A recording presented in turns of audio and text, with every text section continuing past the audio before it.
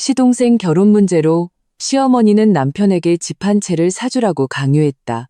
네가 감히 안 사줘? 그럼 나 여기서 뛰어내릴 거야. 시어머니는 베란다에서 소리쳤다. 나는 머리가 깨질 듯 아팠다. 이런 소동이 벌써 10년째였다. 이번에 남편은 그저 덤덤한 눈으로 시어머니를 한번 쳐다볼 뿐 아무 말도 하지 않았다. 그는 시어머니의 멱살을 잡고 망설임 없이 아파트 옥상으로 향했다. 뛰어내리시겠다고요? 좋아요. 온 가족이 보는 앞에서 뛰어내리세요. 시어머니의 울음소리가 순간 멎었다. 그녀는 허공을 내려다보며 다리가 풀렸다. 거센 바람이 내 귓가를 파고들며 옥상 특유의 스산한 소리를 냈다. 내 남편 이민준. 내 기억 속에서 항상 온화하고 어머니 연세도 많으시니 네가 좀 참아라고 말하던 그 남자. 지금 이 순간 그는 한 손으로 시어머니 박기분 여사의 뒷덜미를 잡고 있었다.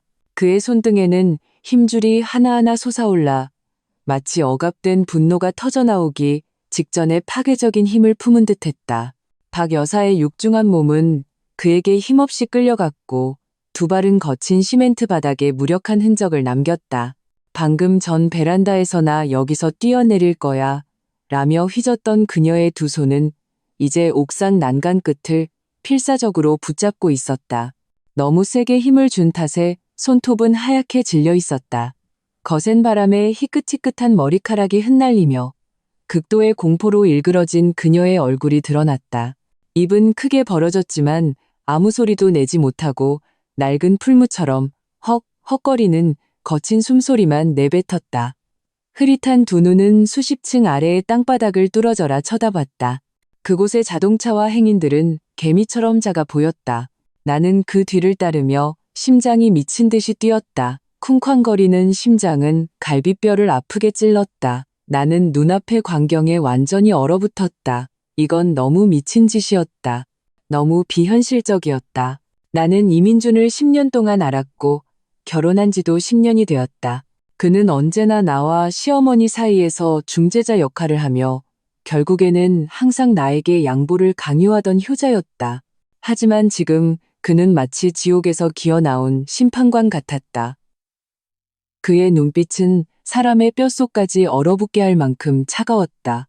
시아버지 이정국 씨와 시누이 이지연은 거의 기다시피 옥상으로 올라왔다. 그들은 눈앞의 광경을 보고 얼굴에서 핏기가 싹 가셨다. 오빠, 뭐 하는 거야? 미쳤어? 이지연의 비명이 바람에 찢어져 기괴하게 들렸다.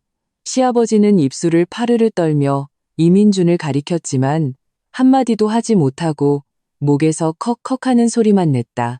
이어서 이 모든 일의 원흉인 내 시동생 이태호가 비틀거리며 달려왔다. 그는 자신의 친어머니가 몸의 절반이 난간 밖으로 나간 채 친형에게 붙들려 있는 것을 보았다. 늘 무심한 표정이던 그의 얼굴에 마침내 균열이 생겼다. 이민준, 이 미친놈아. 우리 엄마한테서 손 떼. 이태호는 소리치며 달려들려 했다. 이민준은 돌아보지도 않고 그저 얼음장 같은 눈으로 박 여사를 쏘아볼 뿐이었다. 어머니, 그가 입을 열었다. 목소리는 크지 않았지만 독을 바른 칼처럼 그 자리에 있는 모든 사람의 심장을 정확히 찔렀다. 뛰어내리신다면서요? 오늘 온 가족이 여기서 보고 있으니 제가 도와드리죠. 망설이지 말고 뛰세요. 뛰어내리면 모든 게 해결되잖아요. 태호 신혼집도 생길 거고요. 그는 이 몇 마디를 비정상적으로 차분하게 말했다. 소름이 끼칠 정도로 평온했다. 박 여사의 몸이 격렬하게 떨리기 시작했다. 그것은 생명의 가장 본능적인 공포에서 비롯된 떨림이었다. 그녀는 마침내 깨달았다. 자신의 아들, 30년 넘게 자신의 소나기에 쥐고 흔들던 그 큰아들이 지금 장난을 치는 게 아니라는 것을 그는 정말로 손을 놓을 수도 있었다. 나는 이민준이 시어머니의 옷깃을 잡은 손가락 마디가 너무 세게 힘을 주어 핏기가 사라진 것을 보았다. 그의 온몸의 근육은 극한까지 당겨진 활처럼 팽팽했다. 이것은 결코 순간적인 충동이 아니었다. 10년간의 억압, 10년간의 원망이 이 순간에 폭발한 것이었다. 그런데 내 마음 깊은 곳에서는 이상하게도 어둡고 말로 표현할 수 없는 쾌감, 거의 변태적인 상쾌함이 솟아올랐다. 민준아, 어서 손 놔라. 말로 하자, 말로? 시아버지가 마침내 목소리를 되찾았다. 그의 목소리는 울먹이며 떨렸다. 이민주는 들은 척도 하지 않았다. 그의 세상에는 오직 자신과 생사의 갈림길에 매달린 어머니만 존재하는 듯했다. 이태호는 그 모습을 보고 다시 한번 노호하며 달려들어 뒤에서 이민준을 껴안으려 했다. 이민준은 맹렬하게 몸을 돌려 내가 한 번도 본 적 없는 사나운 눈빛으로 이태호를 쏘아봤다. 그 눈빛에는 형제애라고는 찾아볼 수 없고 오직 적나라한 사리와 혐오만이 가득했다.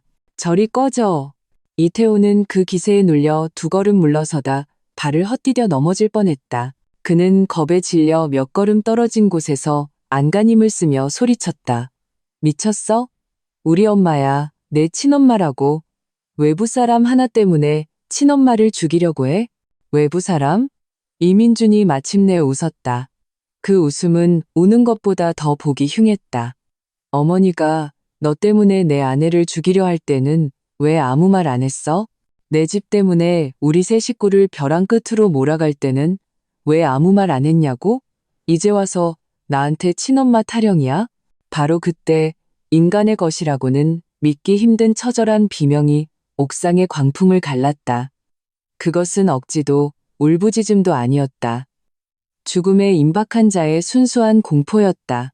이어서 지독한 오줌 냄새가 퍼져나갔다. 박 여사의 바짓가랑이가 흠뻑 젖어 있었다. 그녀는 실금한 것이었다. 이민준의 얼굴 근육이 움찔했다. 그의 눈에 서렸던 광기가 서서히 사라지고 끝없는 피로와 황량함만이 남았다. 그는 천천히 한 뼘 한 뼘 손을 놓았다. 박기부는 뼈가 없는 흐물흐물한 진흙처럼 바닥에 주저앉았다. 그녀는 거친 숨을 몰아쉬며 눈물 콧물을 얼굴에 범벅한 채 비참한 모습이었다. 시아버지와 시누이가 비명을 지르며 달려가 허둥지둥 그녀를 부축했다. 나는 그 자리에 서서 이 황당한 장면을 바라보았다. 내 앞에서 늘 위세를 떨치며 나를 무시하던 시어머니가 지금은 패배한 개처럼 바닥에 단더해 있었다. 10년간의 서름, 10년간의 억압, 10년간의 인내가 이 순간에 분출구를 찾은 듯했다. 나는 조금의 동정심도 느끼지 못했다. 오직 뒤틀린 복수심에서 오는 해방감만이 느껴졌다. 시어머니는 시아버지와 시누이에게 질질 끌려 아래층으로 내려갔다. 그녀는 내내 아무 소리도 내지 않았다. 새하얗게 질린 얼굴에는 뼛속 깊이 새겨진 공포와 이민준을 향한 믿을 수 없다는 듯한 증오심만이 남아있었다. 마치 이민준이 아들이 아니라 원수인 것처럼 옥상의 바람은 여전히 거셌고 나는 몸을 가누기 힘들었다. 이민준은 난간 옆에 서서 담배 한 개비를 피워 물었다. 그는 깊게 한 모금 빨아들였고 연기가 그의 차가운 옆모습을 흐릿하게 만들었다. 형이 인간이야? 이태호의 욕설이 잠시의 정적을 깼다. 우리 엄마를 죽일 뻔했잖아. 알아? 이민준은 천천히 담배 연기를 내뿜었다. 핏발이 선 그의 눈에는 독이 든 비수가 번뜩였다. 폐륜이라고? 내 눈에는 내 엄마 목숨이 집 한 채 값밖에 안 되냐? 아니면 그 집이 자기 목숨보다 더 중요하다고 생각하는 거냐? 그의 목소리는 높지 않았지만 한 글자 한 글자가 가슴을 찔렀다. 내 심장이 철렁했다. 이것이 바로 이민준이 폭발한 진짜 이유였다. 나의 억울함 때문도 그의 양심의 가책 때문도 아니었다. 그는 자신의 어머니와 동생의 눈에 자신이라는 큰아들의 가치가 집 한 채와 동등하게 심지어 그 집을 위해서라면 허부여의하게 희생될 수 있다는 것을 깨달았기 때문이었다. 그는 나를 구한 것이 아니었다. 그는 스스로를 구하고 있었던 것이다. 이태호는 이 몇 마디에 얼굴이 시뻘개져서 한참 동안 아무 말도 못했다. 그는 잘 돌아가지 않는 머리를 굴려 마침내 새로운 공격 대상을 찾았다. 다 너 때문이야, 이 여우 같은 년. 그가 내 코를 가리키며 욕했다. 네가 우리 형 귀에다 바람을 불어넣어서 우리 모자 관계를 이간질한 게 틀림없어. 우리 집은 예전에 화목했는데 너 같은 재수없는 년을 들인 후부터 이렇게 된 거야. 짝 하는 맑은 소리가 울렸다. 나는 멍해졌고 이태호도 멍해졌다. 이민주는 손을 거두며 무섭도록 차가운 눈빛으로 말했다. 한 번만 더 걔한테 손가락질하면서 욕해봐. 이것은 그가 나를 위해 처음으로 가족에게 손을 댄 것이었다. 10년 만에 처음이었다. 내 눈시울이 순간 뜨거워졌지만 나는 참았다. 울면 안 됐다. 나는 이민준 곁으로 다가가 뺨을 맞고 멍해 있는 이태우를 보며 나 자신도 낯설게 느껴지는 강한 어조로 한 글자 한 글자 또박또박 말했다. 어머님이 뛰어내리려고 한 건 내 그 빌어먹을 신혼집 때문에 네가 어머님을 베란다로 한 걸음 한 걸음 몰아붙였기 때문이야. 내 형이 살인자가 될 뻔한 것도 너라는 이 기생충 같은 철부지 때문이었고 이제 와서 나한테 더러운 물을 끼얹어? 우습지 않아? 이태우는 얼굴을 감싸쥔 채 믿을 수 없다는 듯 나를 쳐다봤다. 아마 그의 기억 속에서 나는 언제나 고개를 숙이고 큰 소리 한 번 못 내는 형수였을 것이다. 이민주는 나의 반격을 보고 눈에 잘 띄지 않는 칭찬의 빛을 보였다. 그는 손을 뻗어 내 손을 꽉 잡았다. 그의 손바닥은 뜨거웠고 축축한 땀이 배어 있었지만 나에게는 전례 없는 힘을 주었다. 그날 밤 우리는 집에 돌아와 아무 말도 하지 않았다. 집안은 무서울 정도로 조용했다. 깊은 밤이 되어서야 시어머니에게서 전화가 걸려왔다. 이민주는 스피커폰을 켰다. 전화기 너머에서는 사과나 안부가 아니라 박 여사가 하룻밤 내내 쌓아온 히스테리적인 저주가 터져나왔다. 이민준, 이 짐승만도 못한 놈, 배은망덕한 놈, 내가 너를 어떻게 키웠는데 나를 죽이려고 해? 그 여자 때문에 네 친엄마도 버리겠다는 거냐? 내가 분명히 말하는데 오늘부터 너 같은 아들 둔 적 없어. 너도 이 집에 다시 들어올 생각? 마, 썩 꺼져. 죽어도 널 용서 안 해. 이민주는 조용히 들었다. 그의 얼굴에는 아무런 표정이 없었다. 마치 모르는 사람의 헛소리를 듣는 것 같았다. 시어머니가 욕하다 지쳐 숨을 헐떡이기 시작하자 그는 비로소 휴대폰을 들고 고요한 수면처럼 평온한 어조로 말했다. 끊으려면 끊죠, 뭐. 어차피 저를 진짜 아들로 생각하신 적도 없잖아요. 그냥 돈 나오는 나무 아니었습니까? 인연 끊으면 이제 힘들게 흔들 일도 없으니 잘 됐네요. 그는 말을 마치고 바로 전화를 끊었다. 전화기 저편에서는 충격과 분노로 높아진 시어머니의 비명이 들리는 듯했지만 모든 것이 갑자기 멈췄다. 나는 이민준을 바라보며 문득 지난 10년의 결혼 생활 동안 나는 그를 제대로 알지 못했다는 생각이 들었다. 얼마 지나지 않아 시아버지에게서 다시 전화가 왔다. 민준아, 내 엄마가 그냥 일시적으로 정신이 나가서 한 소리야. 마음에 담아두지 마라. 시아버지의 목소리는 간절했다. 걔도 네 동생 걱정 때문에 그런 거니? 집 문제는 우리가 다시 얘기해보자. 다시. 이민주는 냉소했다. 얘기요? 제 목숨 걸고 얘기하라고요? 그는 다시 전화를 끊었다. 그리고는 시어머니, 시아버지, 시누이, 시동생의 번호를 모두 차단했다. 이 모든 것을 마친 후 그는 나를 바라보았다. 방 안의 불빛이 그의 눈에 깊은 그림자를 드리웠다. 서연아, 그가 비정상적으로 차분하게 입을 열었다. 변호사한테 연락해놨어. 우리 내일 가서 재산 문제 좀 정리해야겠어. 나는 충격받은 눈으로 그를 바라보았다.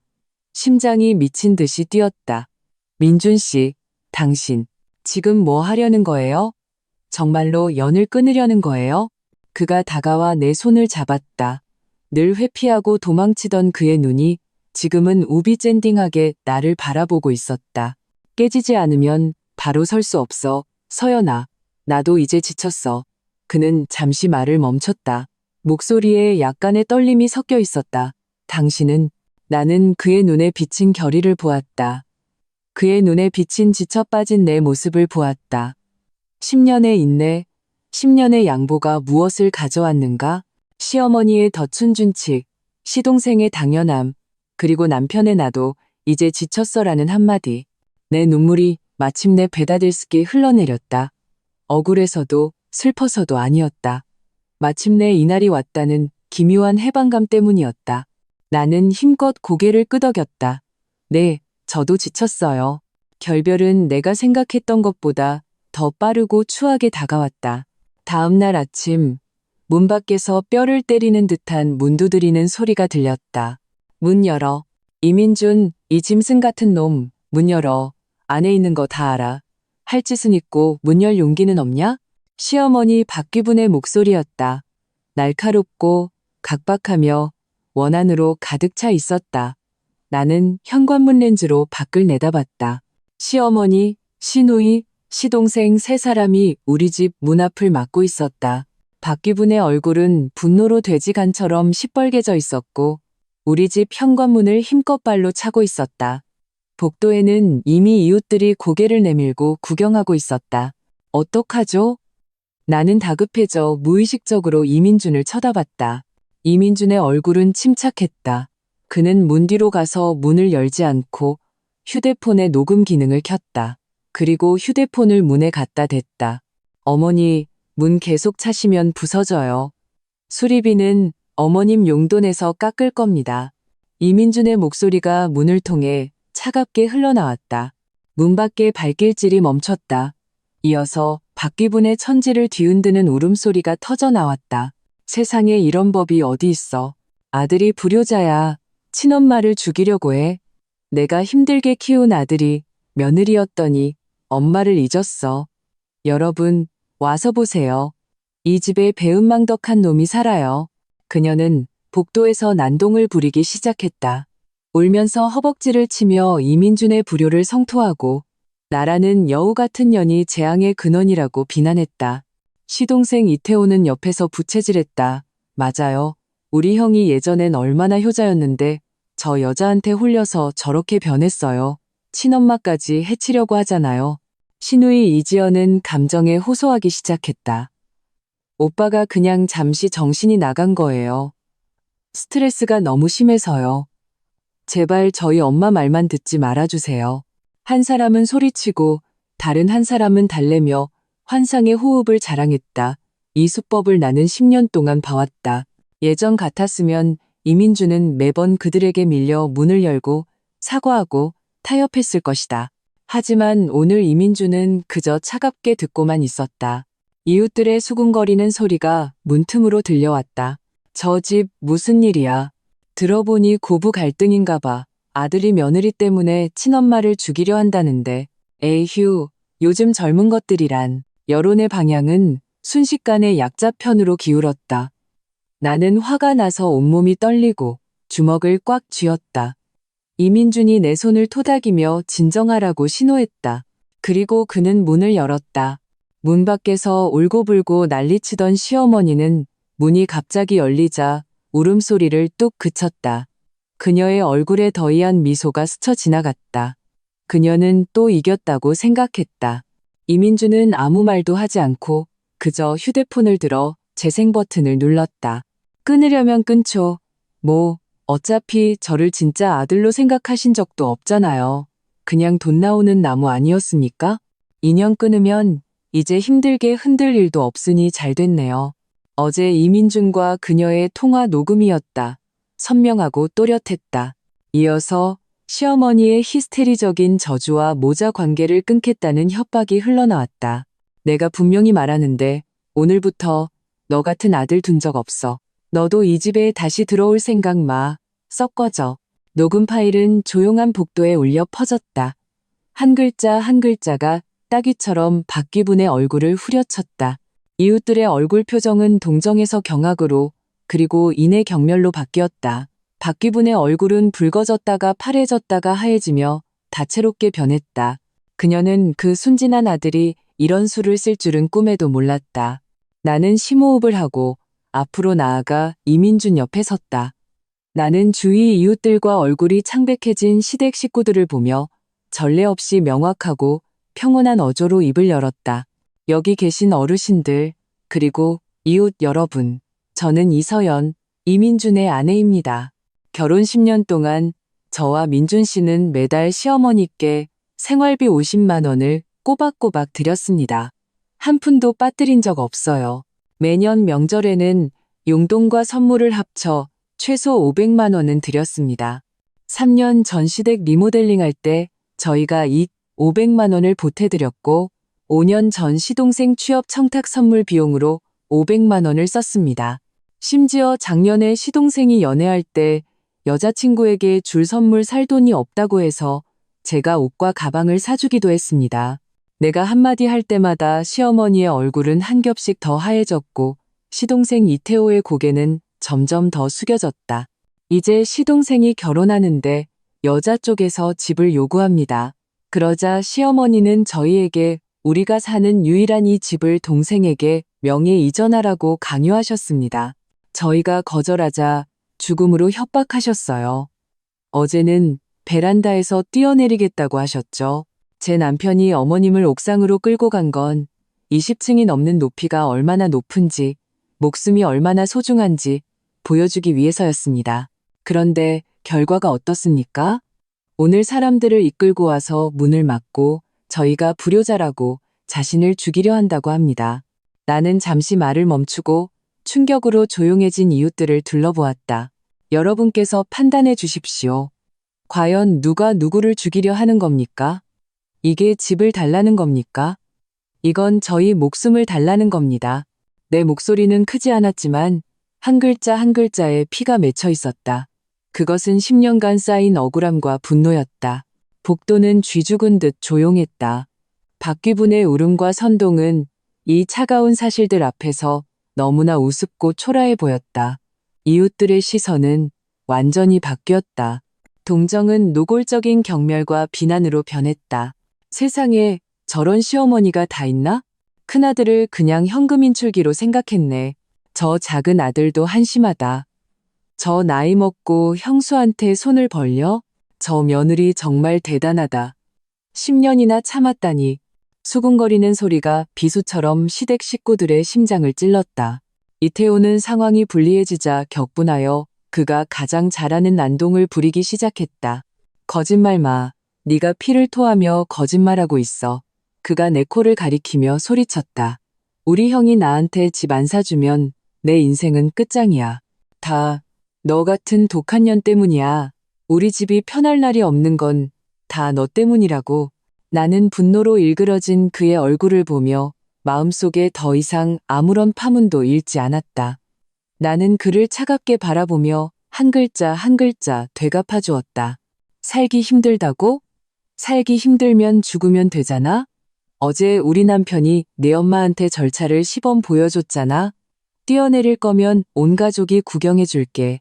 네가 뛰어내리고 싶으면 우리도 증인 서줄게. 절대 말리지 않고 박수 쳐줄게. 이태호의 고함은 목구멍에서 막혔다. 그는 괴물을 보듯 나를 쳐다봤다. 그의 얼굴에는 온통 불신이 가득했다. 이민주는 내 옆에 서서 내 어깨를 감쌌다. 그의 손바닥은 따뜻하고 힘이 있었다. 그의 눈빛에는 전례 없는 지지와 확신이 담겨 있었다. 그 순간 나는 우비장닫의 힘을 느꼈다.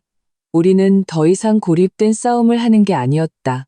우리는 전우였다. 박귀분과 시동생은 나와 이민준이 부부 금비하는 반격과 이웃들의 경멸적인 시선, 수군거림 속에서 완전히 진이 빠졌다. 결국 그들은 거의 도망치듯 엘리베이터로 황급히 사라졌다.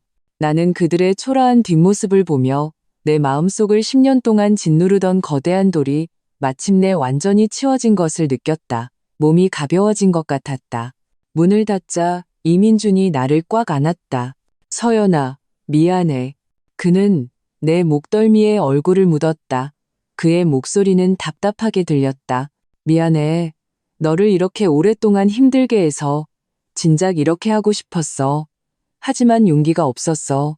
어제 엄마가 정말로 그 집 때문에 너를 죽이려 하는 걸 보고 그때 정말 무서웠어. 그녀는 충동적인 게 아니었다. 오랫동안 계획된 것이었고 벼랑 끝에 몰려서야 비로소 돌아선 것이었다. 나는 그를 안고 등을 토닥였다. 아무 말도 하지 않았지만 우리 둘 다 알고 있었다. 이 순간부터 모든 것이 달라졌다는 것을. 우리 사이의 관계는 더 이상 억압된 부부가 아니었다. 침묵하는 피해자와 방관자가 아니었다. 우리는 동맹이었고 전우였으며 운명 공동체였다. 이 전쟁은 이제 막 시작되었을 뿐이었다. 복도에서의 그 소동은 작은 지진처럼 우리 집과 시댁 사이의 위선적인 평화라는 가식을 산산조각 냈다. 박귀부는 며칠 동안 조용했다. 나와 이민주는 이것이 폭풍전의 고요함이라는 것을 알고 있었다. 그녀의 성격상 절대 이대로 물러날 리 없었다. 더 큰 반격이 분명 뒤따를 것이었다. 이민주는 조금도 긴장을 늦추지 않았다. 다음 날 바로 나를 데리고 변호사를 만났다. 그녀는 왕시성을 가진 40대 중반의 여성 변호사로 노련하고 냉정하며 눈빛이 날카로웠다. 그녀는 우리의 사정을 듣고 위로의 말보다는 바로 본론으로 들어갔다. 이민준 씨, 이서연 씨 먼저 명확히 해야 할 점이 있습니다. 감정적 협박은 법적으로 정의하기 어렵습니다. 하지만 감정적 협박으로 인한 실질적인 괴롭힘, 명예훼손, 재산 침해는 법적 수단을 통해 해결할 수 있습니다. 왕 변호사의 조언은 우리에게 명확한 방향을 제시했다. 첫째, 증거 수집. 박귀분 여사가 여러분에게 위협, 협박을 가했다는 것을 증명할 수 있는 모든 증거, 즉 녹음, 문자 메시지, 증인 등을 최대한 많이 상세하게 모으십시오. 둘째, 재정 정리. 이민준 씨, 당신이 지난 몇 년간 어머님과 동생에게 여러 명목으로 준 돈에 대한 이체 기록이나 다른 증거가 있습니까? 이민주는 고개를 끄덕였다. 대부분 있습니다. 좋습니다. 왕 변호사의 표정이 엄숙해졌다. 이 내역을 모두 정리하세요. 법적으로는 증여에 해당하지만 필요할 때 이것이 협상 테이블에서 가장 유리한 카드가 될 수 있습니다. 여러분이 부양 의무를 초과 이행했다는 것과 상대방의 탐욕을 증명하는 증거가 됩니다. 그날 변호사 사무실에서 나오면서 나와 이민준의 마음은 다소 무거웠다. 밤에 우리는 서재에 앉아 그 차가운 숫자들을 정리하기 시작했다. 나는 인터넷 뱅킹을 열어 이민준이 지난 10년간 이체한 기록을 하나하나 확인했다. 엄마에게, 이태호에게, 생활비, 명절 용돈, 인테리어 비용, 경조사비, 여행 경비, 명목은 다양했고 액수는 놀라웠다. 최종 합계액이 화면에 나타났을 때 나는 숨이 멎었다. 2억 5천만 원. 무려 2억 5천만 원이었다. 이것은 그가 현금으로 건넨 돈은 포함되지 않은 금액이었다. 나는 우리 가정의 재정 상황을 잘 안다고 생각했다. 그가 계속해서 엄마를 부양하고 동생을 돕고 있다는 것을 알고 있었다. 하지만 이 숫자가 이렇게 충격적일 줄은 꿈에도 몰랐다. 지난 10년간 우리는 아껴 쓰며 차도 바꾸지 못했고 먼 곳으로 여행도 가지 못했다. 나는 10만 원이 넘는 옷 한 벌을 살 때도 반나절을 망설였다. 그런데 그는 지칠 줄 모르는 일꾼처럼 우리가 피땀 흘려 번 돈을 그 밑 빠진 독에 끊임없이 퍼부어 왔던 것이다. 내 심장은 차가운 손에 꽉 쥐어진 것처럼 아프고 차가웠다. 이민주는 내 맞은편에 앉아 있었다. 그의 얼굴은 나보다 더 굳어 있었다. 그는 그 숫자를 보며 두 손으로 머리를 감싸쥐고 고통스럽게 고개를 숙였다. 미안해, 서연아. 그의 목소리는 쉬어 있었다. 나는 돈으로 평화를 살 수 있다고 생각했어. 내가 좀 더 주면 엄마가 더 이상 소란을 피우지 않을 거라고, 태호도 정신을 차릴 거라고 생각했어. 내가 틀렸어. 나는 단지 우리의 돈으로 그들의 탐욕을 키웠을 뿐이야. 너한테 일찍 말하지 않은 건 네가 나와 싸울까봐, 이 가정이 깨질까봐 두려웠어. 나는 그의 고통스러운 모습을 보며 마음속의 분노와 원망이 서서히 복잡한 연민으로 변해갔다. 그 역시 피해자였다. 친정과 효도라는 이름으로 30년 넘게 속박당한 피해자. 나는 다가가 뒤에서 그를 안았다. 이제 와서 그런 말은 소용없어요, 민준 씨. 나는 그의 등에 얼굴을 기댔다. 우리는 이제 함께해요. 이 빚, 우리 함께 청산해요. 우리는 모든 이체 기록을 캡처하고 시간과 명목별로 분류하여 깔끔한 문서로 정리했다. 그 문서는 마치 칼집에서 막 뽑아낸 날카로운 칼과 같았다. 며칠 후 평온했던 날들은 끝났다. 신우이 이지연의 전화가 이민준의 새 휴대폰 번호로 걸려왔다. 아마 시아버지가 알려준 모양이었다. 오빠, 어디야? 엄마가 아파. 이지연의 목소리는 울먹이며 다급하게 들렸다. 빨리 와서 좀 봐. 누구 말도 안 듣고 오빠만 찾으셔. 이민주는 휴대폰을 쥔 채 냉소했다. 시간 벌기 작전이군. 또 이 수법이야. 무슨 병인데? 그가 물었다. 그냥 그날 충격받아서 고혈압이 오셨어. 침대에 누워서 하루 종일 아무것도 안 드셨어. 병원에는 모시고 갔어?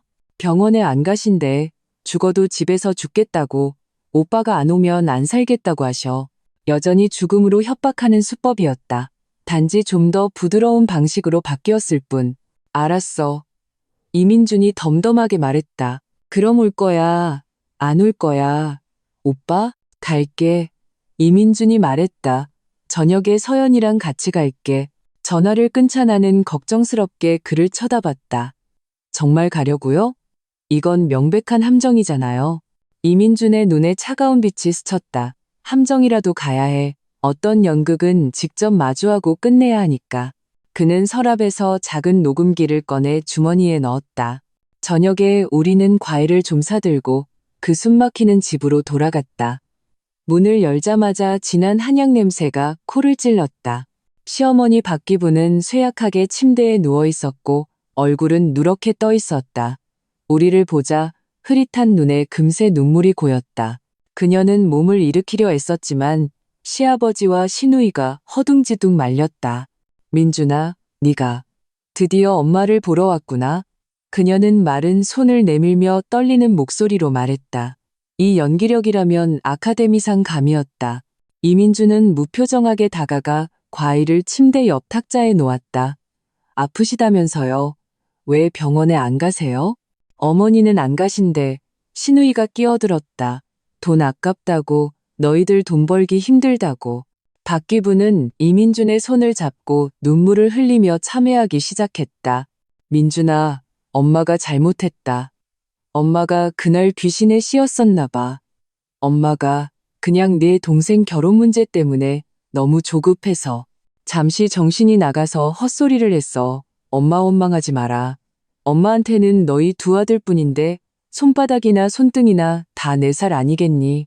그녀는 심지어 나를 향해 고개를 돌려오는 것보다 더 보기 흉한 미소를 지었다. 서연아, 너도 엄마 원망하지 마라. 엄마가 사과할게. 앞으로는 다시는 너희 일에 상관 안 할게. 너희만 잘 살면 돼. 가족이 화목한 게 최고지. 그녀는 내게 반찬을 집어주며 안부를 묻는 등 그 자애로운 어머니의 모습은 나를 역겹게 해서 그 자리에서 토할 뻔했다. 식탁에서 시아버지와 시누이는 번갈아 가며 공격에 나섰다. 한 명은 피는 물보다 진하다고 하고 다른 한 명은 뼈가 부러져도 결국 붙는다고 했다. 핵심은 단 하나. 이민주는 그들의 아들이고 형이니 이렇게 매정하게 굴어서는 안 된다는 것이었다. 그 원흉인 이태호는 계속 자기 방에 숨어 나오지 않았다. 하지만 내 눈초리는 그의 방문이 살짝 열려 있고 그가 안에서 엿듣고 있다는 것을 포착했다. 이민주는 아무렇지 않은 척 식사를 하며 모든 설득과 감정 공세에 단 한마디로만 대답했다.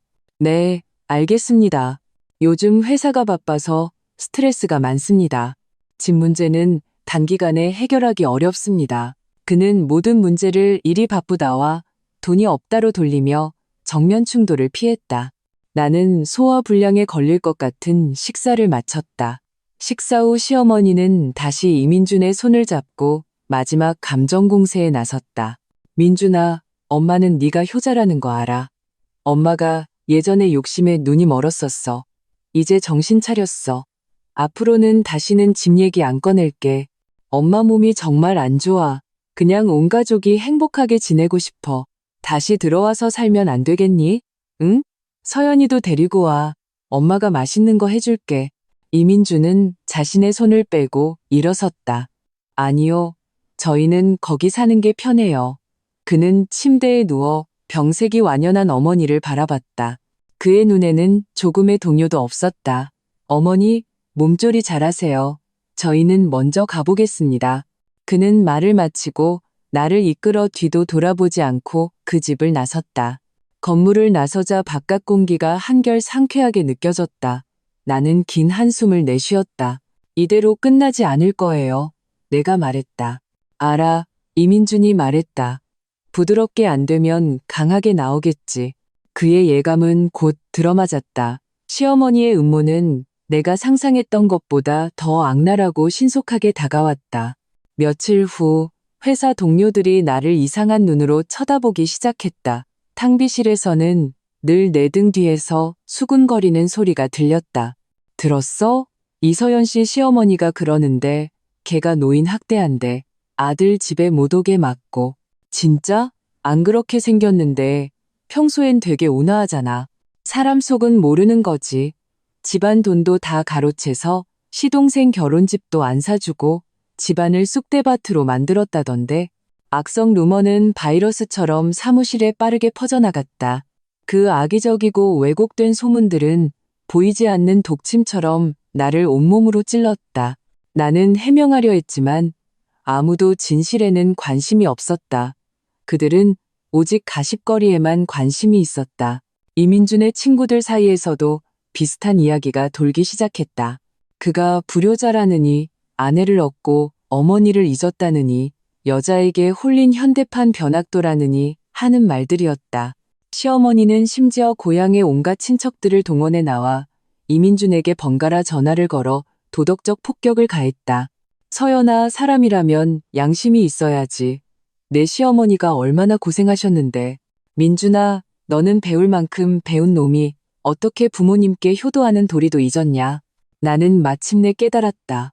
시어머니는 여론을 이용해 우리를 완전히 망가뜨리고 사회적으로 매장시키려 하는 것이었다. 나는 전례 없는 분노와 무력감을 느꼈다. 하지만 진짜 악몽은 이제부터였다. 그날 오후 나는 중요한 부서 회의를 하고 있었다. 갑자기 안내 데스크에서 내선 전화가 왔다. 가족이 찾아왔다는 것이었다. 나는 심장이 덜컥 내려앉으며 불길한 예감이 들었다. 회사 로비로 나갔을 때 나는 평생 잊을 수 없는 광경을 목격했다. 시어머니 박기분이 우리 회사 로비에 번쩍이는 대리석 바닥에 주저앉아 허벅지를 치며 통곡하고 있었다. 여러분, 와서 보세요. 이 악독한 며느리 좀 보세요.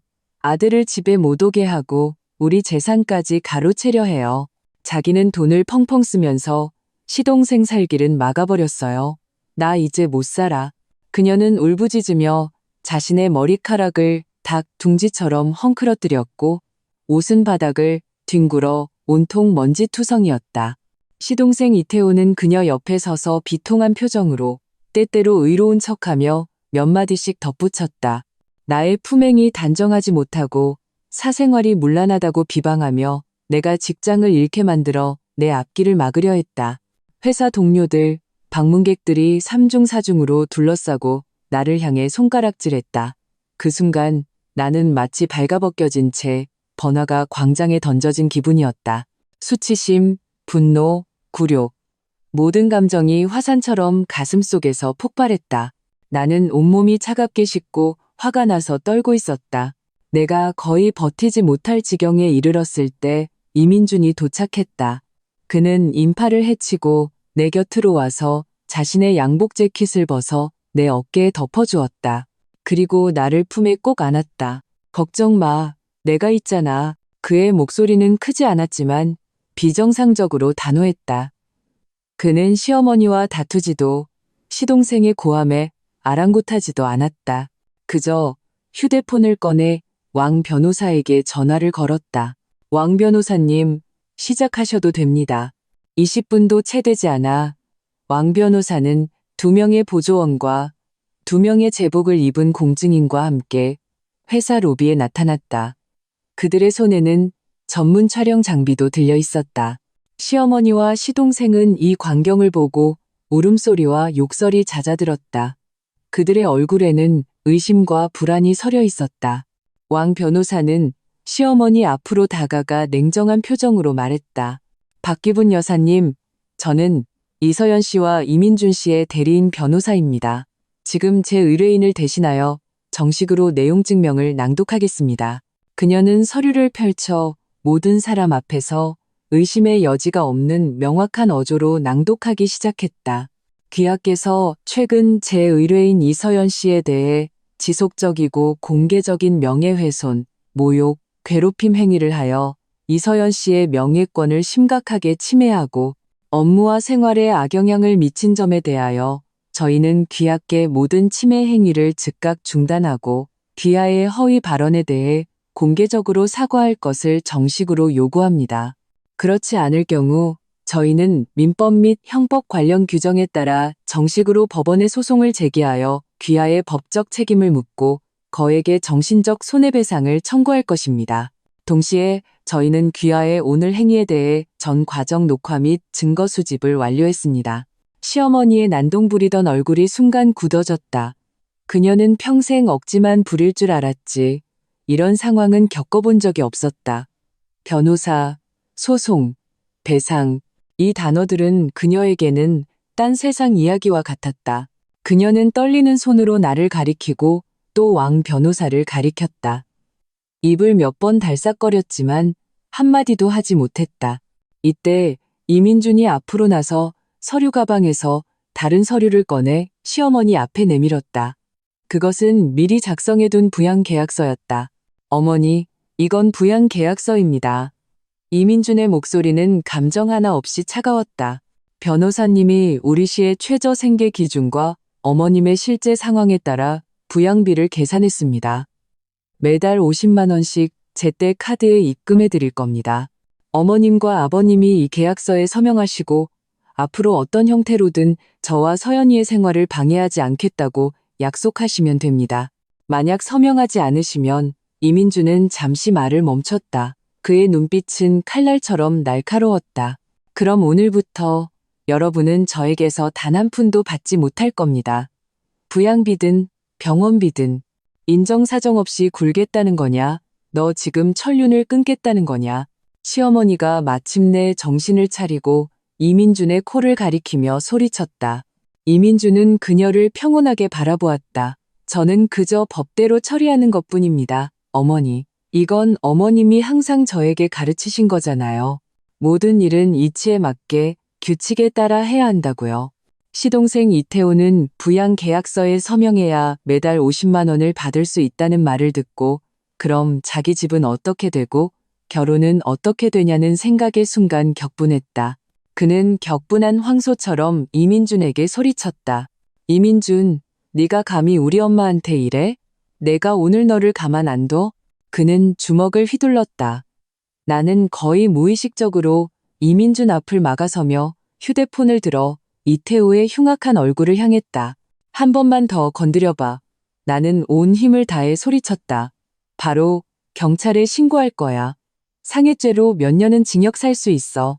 그때는 장가는커녕 직장도 못 구할 줄 알아. 내 목소리는 흥분으로 떨렸지만 눈빛은 비정상적으로 단호했다. 이태호의 주먹이 허공에서 멈췄다.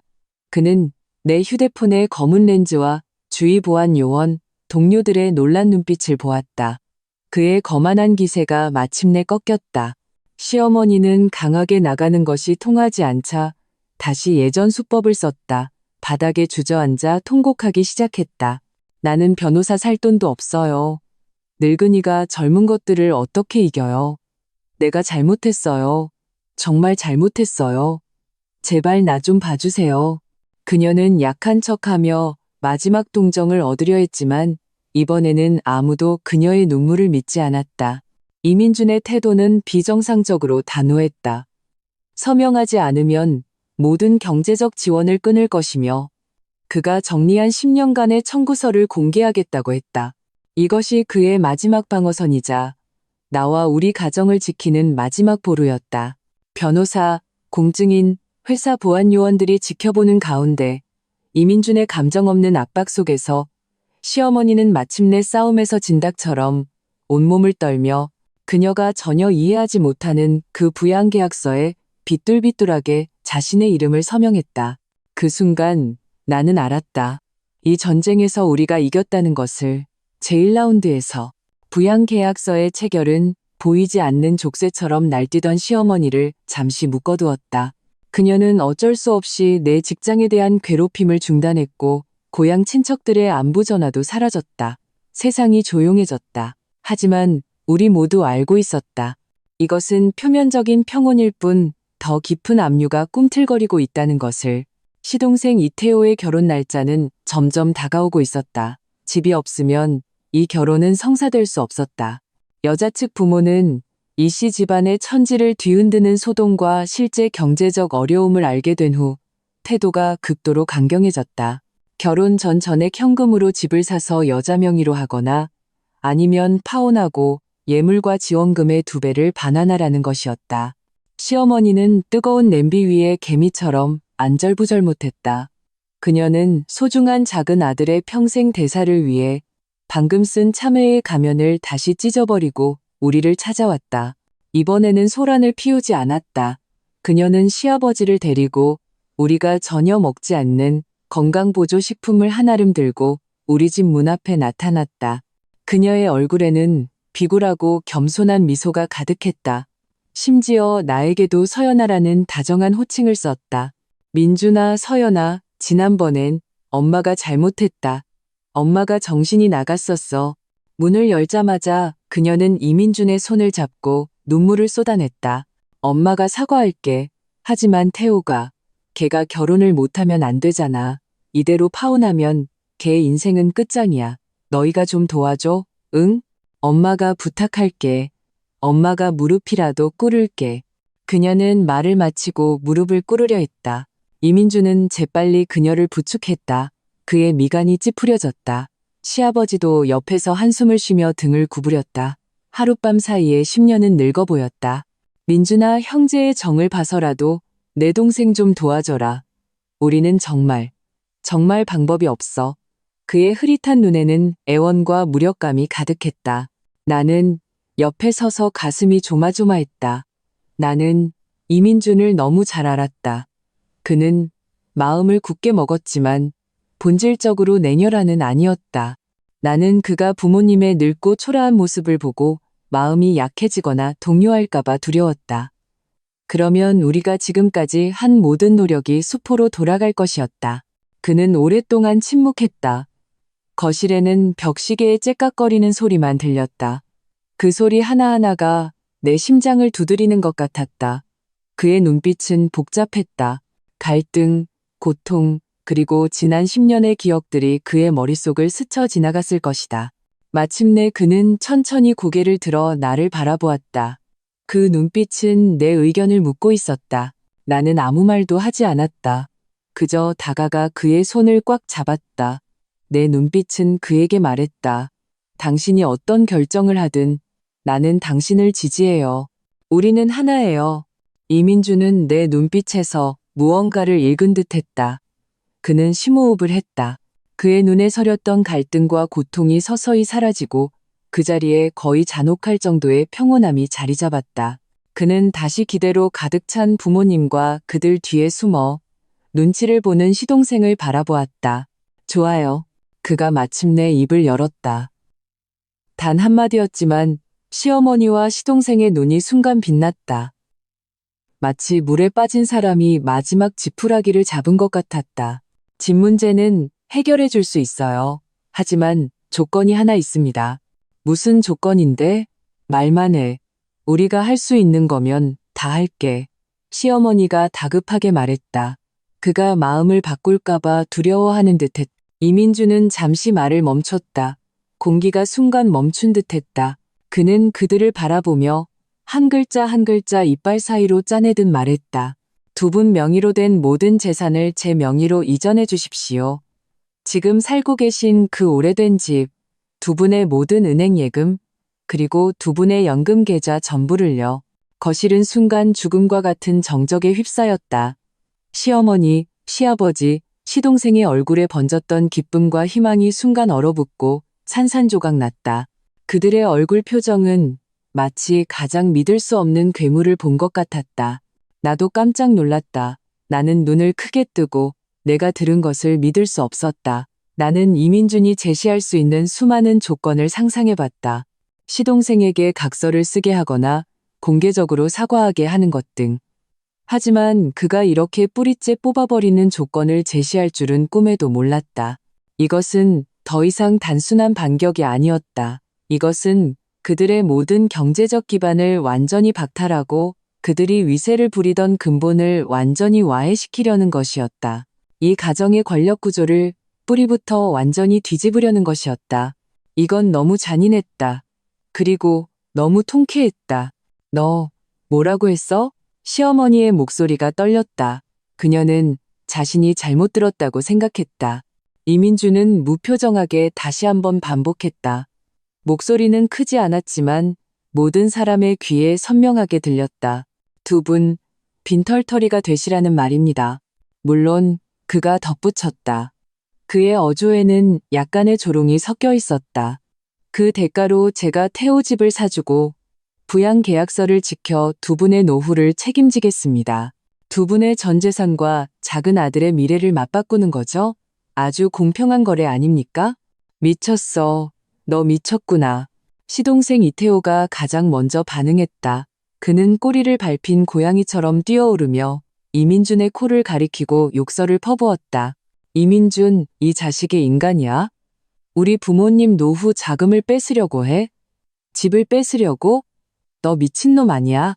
시어머니도 정신을 차렸다. 그녀는 온몸을 떨며 이민준을 가리켰지만 입술만 파르르 떨 뿐 한마디도 욕하지 못했다.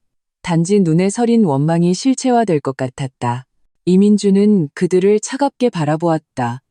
마치 자신과 상관없는 소동을 보는 것 같았다. 결정은 두 분이 하세요. 동의하시면 태호는 내일 당장 집 보러 갈 수 있습니다. 거절하시면 그는 잠시 말을 멈추고 입가에 차가운 미소를 지었다. 그럼 그걸로 끝입니다. 앞으로 저에게서 단 한 푼도 받을 생각 마세요. 그리고 저는 지금까지 당신들이 저를 어떻게 착취하고 현금 인출기처럼 여겼는지 그 2억 5천만 원짜리 상세 청구서와 함께 태호의 장인, 장모님께 보내드릴 겁니다. 그분들이 미래의 사돈이 어떤 사람들인지 똑똑히 보시게 말이죠. 이 순간에 이민주는 냉정하고 단호했으며 병적인 잔인함마저 띠고 있었다. 그는 마치 치밀하게 계산하는 악마처럼 모든 퇴로를 막고 상대방에게 지옥으로 가는 단 하나의 선택지만을 남겨두었다. 나는 그를 보며 충격과 함께 전례 없는 안도감을 느꼈다. 시댁 식구들은 당연히 이민준의 그 치욕적인 조건에 동의할 수 없었다. 그들에게 이민준의 행동은 반란이자 부모로서의 권위에 대한 도전이었다. 그들은 문을 박차고 나가며 저주와 위협을 남겼다. 이민준, 두고 봐. 후회하게 될 거야. 우리가 굶어 죽는 한이 있어도 너 같은 배은망덕한 놈한테 돈은 못 줘. 그들은 돈을 빌리러 사방으로 뛰어다니며 스스로의 힘으로 계약금을 마련하려 했다. 하지만 현실은 그들의 상상보다 훨씬 잔혹했다. 우리 집 복도에서의 그 소동은 이미 친척과 이웃들 사이에 널리 퍼져 있었다. 박기분의 탐욕, 이태호의 무책임함, 이민준 부부의 반격 등 다양한 버전의 이야기가 사람들의 안주거리가 되었다. 그들이 두꺼운 낯짝으로 돈을 빌리러 갔을 때 돌아온 것은 차가운 배관시와 형식적인 거절뿐이었다. 아이고, 우리도 요즘 사정이 어려워서. 귀분아, 내가 안 도와주고 싶어서가 아니라 정말 우리도 힘들어.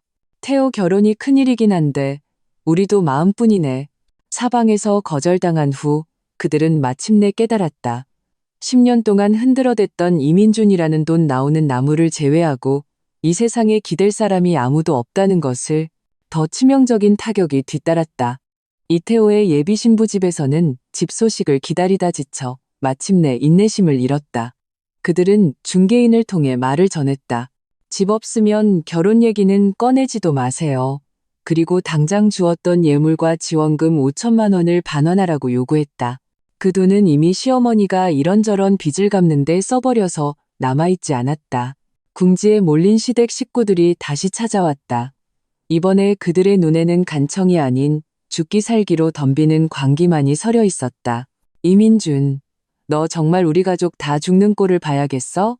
시어머니의 목소리는 이미 쉬어 있었고 눈에는 핏발이 서 있었다. 마치 갇힌 짐승 같았다. 네가 돈을 안 주면 내가 언론에 다 폭로할 거야. 네가 불효자라고?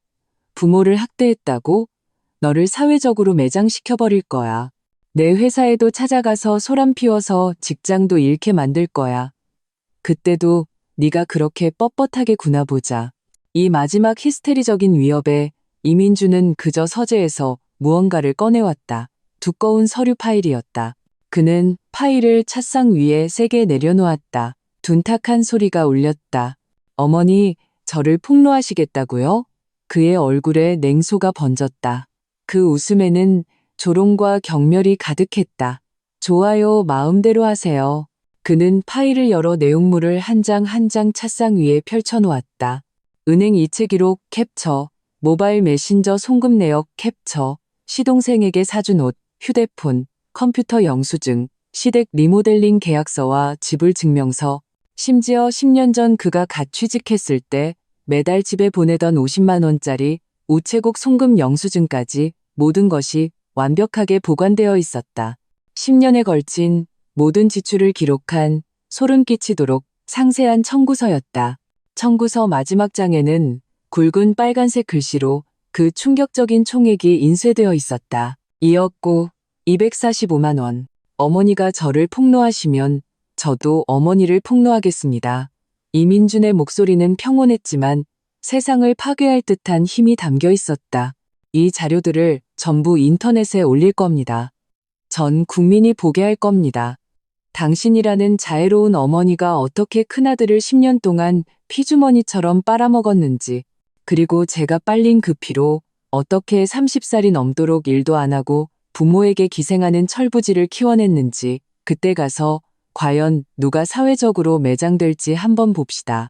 시어머니와 시동생은 찻상 가득한 산더미 같은 증거를 보고 완전히 넋이 나갔다. 그들의 얼굴은 붉어졌다가 새하얘졌다가 잿빛으로 변했다. 그들은 꿈에도 몰랐다. 그들의 눈에 어수룩하고 마음대로 주무를 수 있었던 이민준이 이렇게 치밀하고 교활하게 지난 10년간의 모든 증거를 남겨두었을 줄은. 종이 한 장 한 장이 따귀처럼 그들의 얼굴을 후려쳤고 숫자 하나하나가 비수처럼 그들의 심장을 찔렀다. 너. 시어머니는 이민준을 가리키며 가을바람에 흔들리는 낙엽처럼 떨었다. 너는 처음부터 계획했구나. 이 짐승 같은 놈. 우리를 계속 속이고 있었어. 계획이라니요. 이민준이 웃었다. 어머니, 너무 과대평가하셨네요. 저는 그냥 예전부터 가계부 쓰는 습관이 있었을 뿐입니다. 이 자료들이 이렇게 쓰일 날이 올 줄은 꿈에도 몰랐어요. 당신들이 직접 이것을 당신들을 찌르는 칼로 만든 겁니다. 나는 이민준 옆에 서서 그의 냉정하고 단호한 옆모습을 보았다. 내 마음속 깊은 곳에서 처음으로 거의 숭배에 가까운 감정이 솟아올랐다. 그는 더 이상 원가족에게 얽매인 나약한 남편이 아니었다. 그는 모든 것을 계획하고 승리를 거두는 전사로 변해 있었다. 그리고 나는 그의 가장 충성스러운 전우였다. 시동생 이태호는 마침내 충격에서 벗어나 히스테리적인 욕설을 퍼부었다. 그가 아는 모든 욕을 다 썼지만 그 욕설들은 이 순간 너무나 공허하고 무력하게 들렸다. 패배한 개의 마지막 비명처럼. 이민준은 동요하지 않고 조용히 그들을 바라보았다. 늘 중재하려던 시아버지 이정국은 이 순간 완전히 흔들렸다. 그는 테이블 가득한 증거와 이민준의 흔들림 없는 단호한 눈빛을 보았다.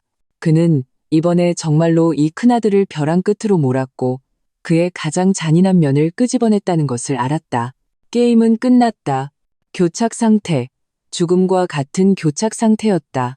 시댁은 이민준의 그 파괴적인 증거 목록 앞에서 완전히 기가 죽었다. 하지만 그들의 전 재산을 내놓고 작은 아들의 신혼집을 마련해 주는 것도 그들은 할 수 없었다. 그것은 그들의 뿌리이자 안정감의 원천이었고 통제욕의 마지막 보루였다.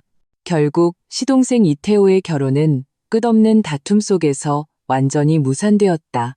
여자 측은 단호하게 파혼했을 뿐만 아니라 법원에 소송을 제기하여 1억 8,800만 원의 예물을 반환하고 정신적 손해배상을 요구했다. 순식간에 이씨 집안은 고향에서 완전한 웃음거리가 되었다. 탐욕스러운 시어머니, 게으른 시동생, 반목하게 된 불효자 큰아들. 모든 추악한 꼬리표가 그들에게 붙었다. 시댁은 경제적, 명예적으로 이중위기에 처했다. 그들은 모든 분노를 나와 이민준에게 쏟아부었다. 다 너희들 때문이야. 너희가 태호 인생을 망쳤어. 이민준, 이 살인자야. 네가 네 동생 행복을 이 집안을 네 손으로 망쳤다고. 전화기 너머로 시어머니의 울음 섞인 욕설은 원망과 절망으로 가득했다. 이민주는 이에 대해 극도로 냉담했다. 그는 그저 덤덤하게 대답했다. 길은 당신들이 선택한 겁니다. 결과도 당연히 스스로 책임져야죠. 그리고 다시 번호를 차단했다. 며칠 후 시아버지가 혼자 조용히 이민준을 찾아왔다. 이번에는 집 얘기도 시어머니와 이태호를 변호하는 말도 하지 않았다. 그의 풍파에 시달린 얼굴에는 피로와 무력감만이 가득했다. 민준아. 그의 목소리는 쉬어 있었다. 다른 건 바라지 않는다. 내 동생이 요즘 집에서 술만 마시고 있어. 사람이 폐인이 다 됐어. 네가 일자리라도 하나 알아봐 주거나 아니면 다시 소개팅이라도 시켜주면 안 되겠니? 이대로 망가지는 걸 볼 수는 없잖아. 나는 몰래 이민준을 살폈다. 그의 얼굴에는 아무런 감정의 동요도 없었다. 돌부처처럼 평온했다. 그의 마음은 아마도 수많은 실망 속에서 쇠처럼 단단해졌을 것이다. 그는 이 집에 그의 부모와 형제에게 완전히 마음이 떠난 것이었다. 아버지, 이민준이 입을 열었다. 목소리는 평탄했다. 저는 그를 도울 수 없습니다. 30살 먹은 남자가 자기 앞가림도 못하는데 제가 어떻게 돕습니까? 제가 일자리를 찾아주면 그가 제대로 일할까요?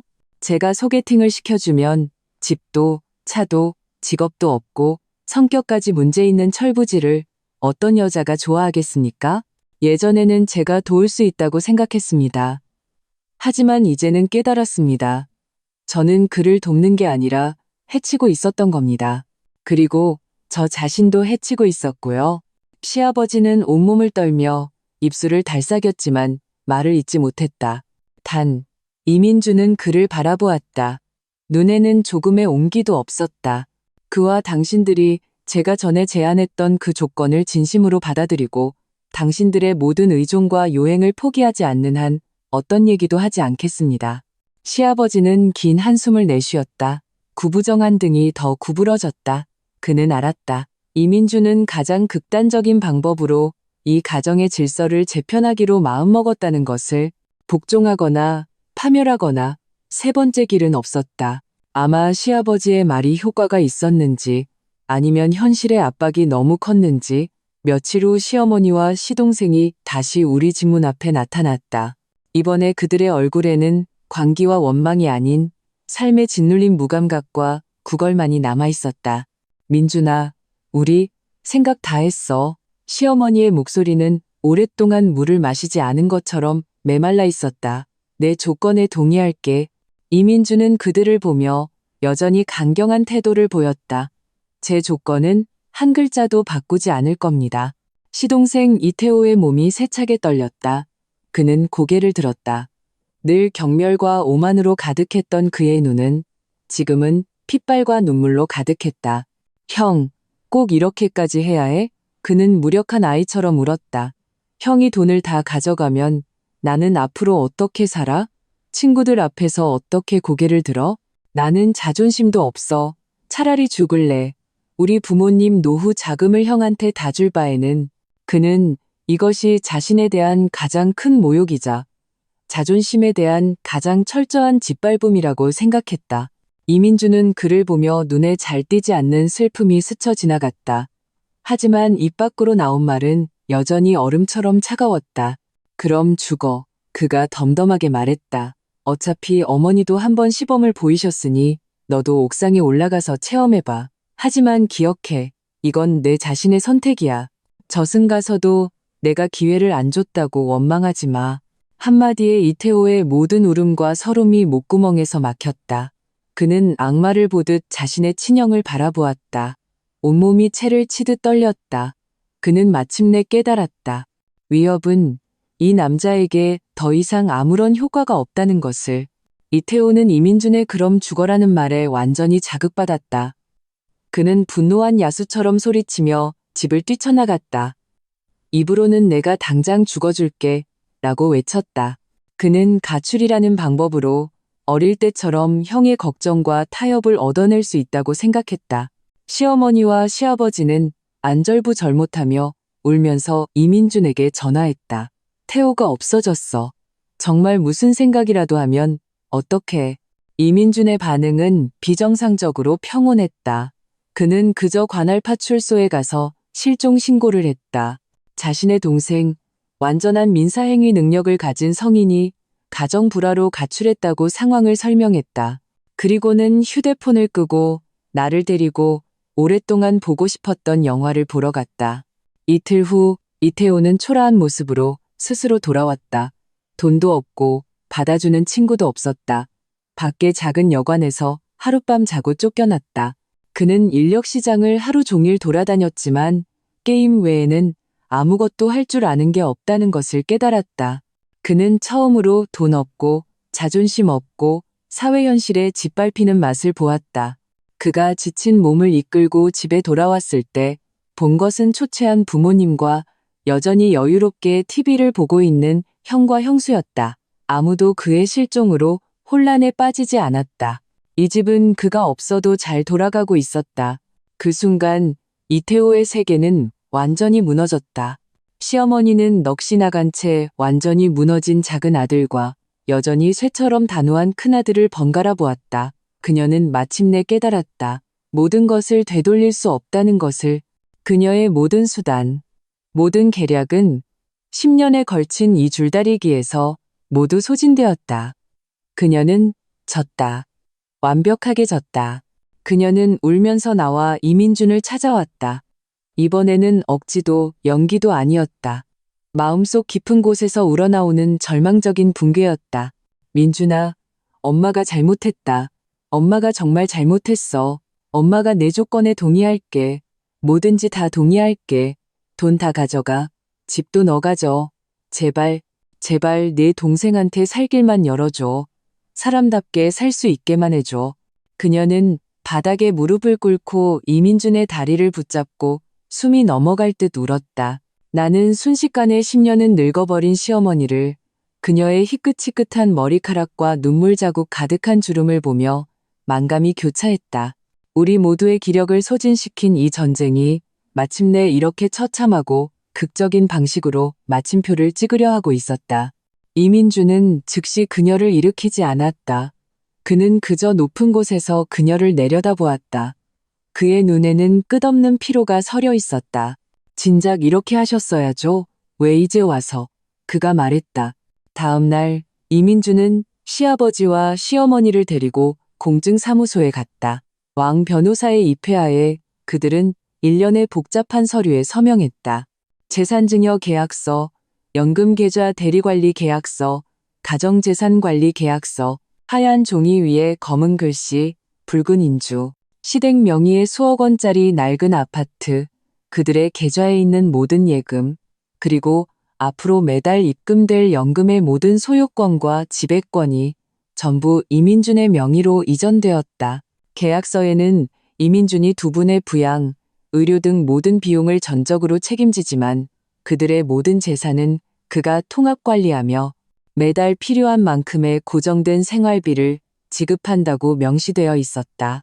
시동생 이태호는 100번이고 싫었지만 어머니의 눈물과 현실의 압박 속에서 앞으로 자립하며 이민준 부부에게 어떤 추가적인 금전도 요구하지 않겠다는 가정서약서에 서명했다. 이를 어길 경우 모든 가정재산의 미래 상속권을 자발적으로 포기한다는 내용이었다. 나는 현장에서 이 역사적인 순간을 목격했다. 그 서류들의 눈에 띄는 조항들을 시어머니와 시아버지의 무감각하고 공허한 눈빛을 보며 내 마음에는 승리의 기쁨보다는 모든 것이 끝났다는 거대한 공허함과 해방감이 더 컸다. 우리 모두 자유로워졌다. 그 기형적인 관계에서 가장 극단적인 방식으로 새로운 삶을 얻었다.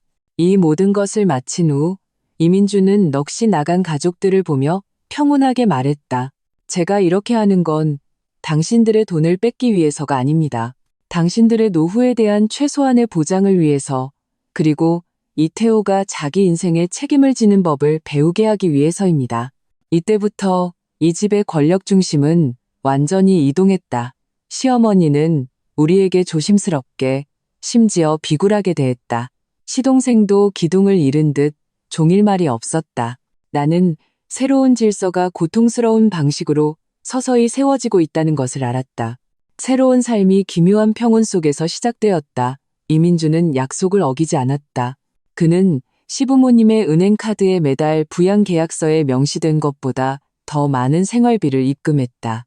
그들이 안정적으로 생활하기에 충분한 금액이었다. 집의 공과금 관리비는 모두 그가 납부했다.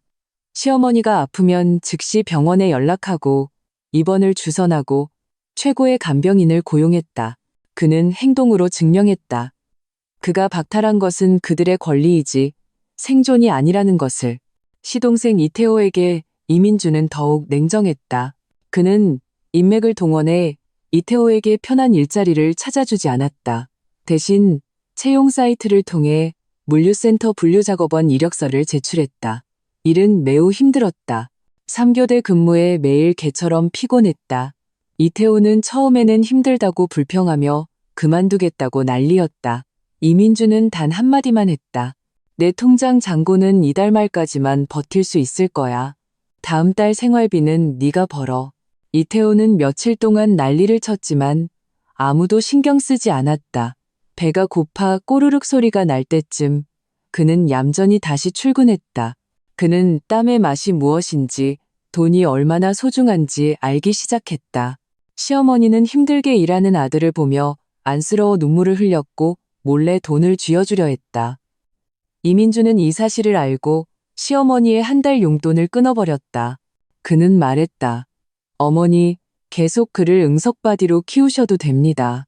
하지만 그 대가는 어머니가 치르셔야 합니다. 그 후로 시어머니는 다시는 감히 그러지 못했다. 그녀가 나를 보는 눈빛도 과거의 오만함에서 복잡한 경외와 회피로 바뀌었다. 그녀는 심지어 자발적으로 집안일을 돕고 말도 공손해졌다. 나는 나와 이민준의 미래를 다시 계획하기 시작했다. 우리는 억압적인 기억으로 가득 찬 지금 사는 집을 팔았다. 이민준의 부모님에게서 이전 받은 돈과 우리의 저축을 합쳐 도심의 더 조용하고 환경 좋은 아파트 단지의 대형 평수를 전액 현금으로 구입했다. 우리는 또한 가정 신탁기금을 설립하여 자산의 일부를 넣어 우리의 미래 노후와 의료비로 사용하도록 했다. 우리는 더 이상 돈 때문에 어떤 수동적인 상황에 빠지고 싶지 않았다. 몇 달 후 어느 주말 저녁, 이민주는 예상치 못한 전화를 받았다. 이태호였다. 전화기 너머 한때 거만했던 그 청년의 목소리는 피곤했지만 전례 없는 진지함이 묻어 있었다. 형, 고마워. 이민주는 잠시 멍했다. 이번 달에 월급 받았어. 380만 원. 이태호가 말했다. 내 돈으로 새 신발도 사고 동료들한테 밥도 샀어. 내 돈으로 쓰는 게 이런 기분인 줄 처음 알았어. 예전엔 내가 철이 없었어. 나를 정말로 포기하지 않아줘서 고마워, 형. 전화를 끊고 이민주는 오랫동안 말이 없었다. 그의 눈시울이 약간 붉어졌다. 그는 고개를 돌려 나를 꽉 안았다. 서연아, 그가 말했다. 내가 옳은 일을 한 거겠지? 나는 그를 안고 힘껏 고개를 끄덕였다. 네, 당신은 옳은 일을 했어요. 그의 극단, 그의 냉정함이 정말로 버릇없는 철부지를 올바른 길로 이끌었다. 이것은 아마도 이 가정 전쟁에서 가장 의외의 수확일 것이다. 그날 밤 이민주는 나에게 많은 이야기를 했다. 그는 과거의 모든 불쾌한 기억을 잊고 이제는 나와 행복하게 살며 지난 10년간의 빚을 갚고 싶다고 했다. 우리의 관계는 이 뼈를 깎는 전쟁을 겪은 후 전례 없이 친밀하고 신뢰하게 되었다. 그는 더 이상 어머니와 아내 사이에서 흔들리는 마마보이가 아니었고 나도 더 이상 인내하고 억울해하는 비련의 여주인공이 아니었다. 우리는 서로에게 가장 든든한 버팀목이자 가장 따뜻한 안식처가 되었다. 그는 나를 위해 견고한 방패를 세워 모든 비바람을 막아주었다. 나는 내 옆에 이 탈바꿈한 남자를 보며 우리의 진정한 행복이 이제 막 시작되었다는 것을 알았다.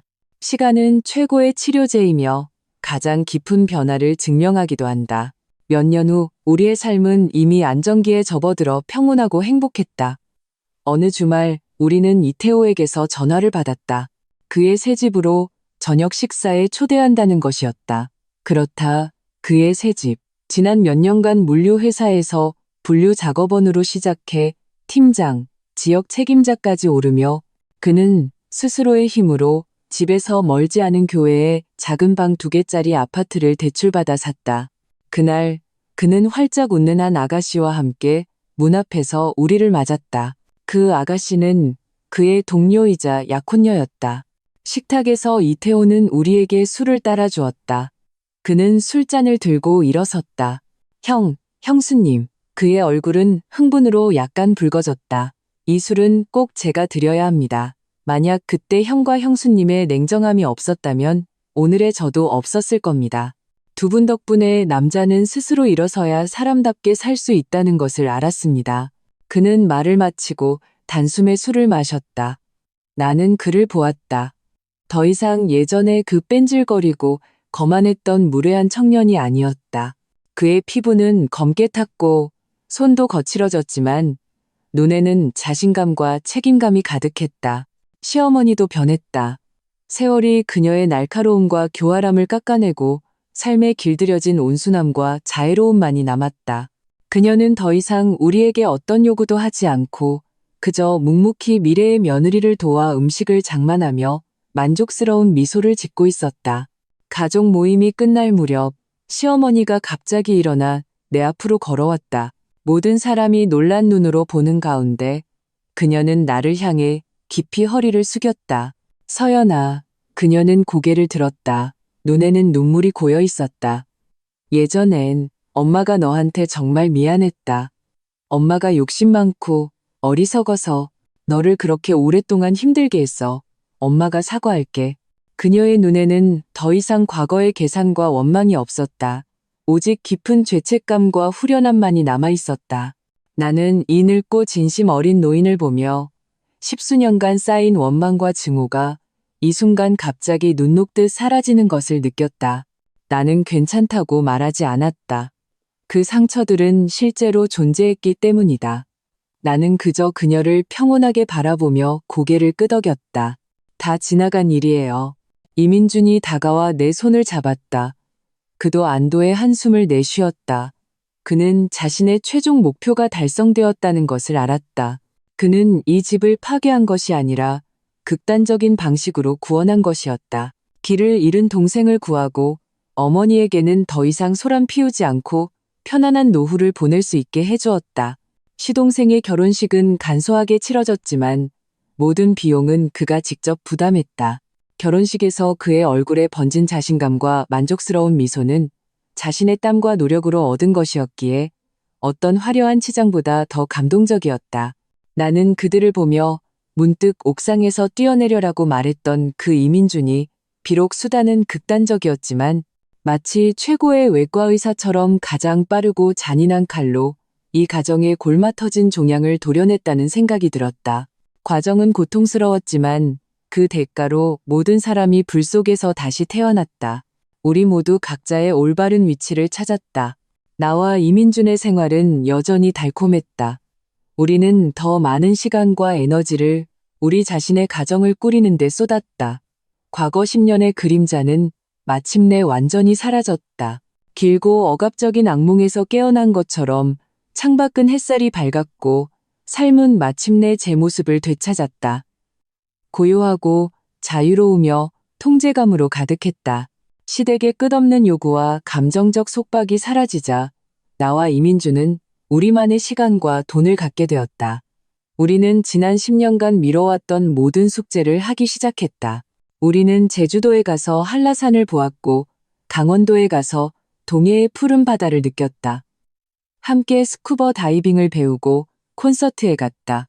돈을 아끼고 집에 돈을 모아야 한다는 생각에 미뤄두었던 꿈들을 하나씩 다시 꺼내들었다. 어느 결혼기념일 밤 이민주는 고급 레스토랑을 예약했다. 흔들리는 촛불 아래에서 그는 새로운 다이아몬드 반지를 꺼내 내 무명지에 다시 끼워주었다. 서연아. 그는 내 손을 잡았다. 그의 눈에는 깊은 애정과 죄책감이 가득했다. 내 인생에서 가장 후회되는 건 더 일찍 깨닫지 못해서 너를 그렇게 오랫동안 고생시킨 거야. 만약 다시 돌아갈 수 있다면 나는 반드시 나는 손가락으로 그의 입술을 막았. 만약이란 건 없어. 나는 웃었지만 눈시울은 젖어 있었다. 다 지나갔어요. 지금 이대로가 너무 좋아요. 우리는 어떤 재산보다 더 소중한 것을 얻었다. 그것은 자유였고 존중이었으며 자신의 인생을 주재할 수 있는 자신감이었다. 우리의 이야기는 어떻게든 친구와 동료들 사이에 퍼져나갔다. 비슷한 고부 갈등의 늪에 빠진 많은 친구들이 나에게 조언을 구하러 왔다. 나는 항상 그들에게 한마디로 대답했다. 깨지지 않으면 바로 설 수 없어요. 때로는 부드러운 칼보다 아픈 메스가 나을 때도 있죠. 당신의 선량함에는 날이 서 있어야 해요. 나는 가끔 그 옥상의 거센 바람과 당시 이민준의 극도로 냉혹했던 눈빛을 떠올린다. 하지만 그 장면은 더 이상 나에게 공포를 주지 않는다. 그것은 우리가 함께 불 속에서 다시 태어난 증거이며 우리 사랑의 가장 깊은 낙인이다. 우리는 마침내 우리가 가장 원했던 모습으로 살게 되었다. 더 이상 누구에게도 속박되지 않고 다른 사람의 잘못을 대신 책임지지도 않는다. 우리는 서로에게 가장 든든한 방패이자 우리 인생의 유일한 조타수이다. 레스토랑의 통유리창으로 햇살이 쏟아져 들어왔다. 따뜻하고 밝았다. 나와 이민주는 서로를 보며 미소 짓고 술잔을 들었다. 나는 알았다. 행복은 종착점이 아니라 새로운 시작이라는 것을. 우리의 미래는 광활한 대지였다.